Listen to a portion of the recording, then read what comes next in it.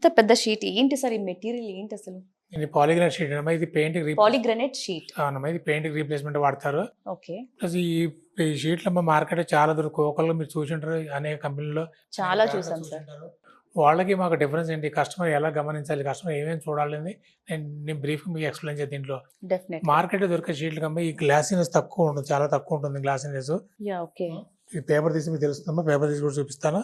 Plus thickness అమ్మా నాకు compulsory 3 mm thickness ఉంటుంది. మార్కెట్ దొరికేది కూడా 2.3 థిక్నెస్ ఉంటుంది. ఓకే. ప్లస్ మాది 17 kg వెయిట్ ఉంటుంది. షీట్ వెయిట్ 17 షీట్ 17 kgs అండి. వెయిట్ ఉంటుందమ్మా. మార్కెట్ దొరికేది 14 kg 15 kg ఉంటుంది ఇది. ప్లస్ మార్కెట్లో ఏంటంటే ఎక్కువ చైనా కానీ, పంజాబ్ కానీ, ఢిల్లీ కానీ దొరుకుతున్నాయమ్మా.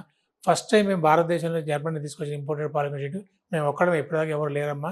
సౌత్ ఇండియా మొత్తం నేనే ఉన్నాను, నార్త్ ఇండియా ఇంకొక అతను ఉన్నాడు. సౌత్ ఇండియా మొత్తం జర్మనీ షీట్ కావాలంటే ఎస్సీ ఇంపోర్ట్ రావాల్సిందే. మార్కెట్ దొరికే దీనికి చెప్పాను. మార్కెట్లో ఏంటమ్మా దీంట్లో పీవీసీ కంటెంట్ చాలా తక్కువ ఉంటుంది. ఇక్కడ ఫోల్డ్ అవుతుంది. ప్లస్ ఇలా అన్నా కూడా ఫ్లెక్సిబుల్ ఉంటుంది షీట్. ఫ్లెక్సిబుల్ ఉంటుంది, ఫోల్డ్ అవుతుంది. ప్లస్ ఈజీగా ట్రాన్స్పోర్టేషన్ కూడా ఈజీగా ఉంటుంది.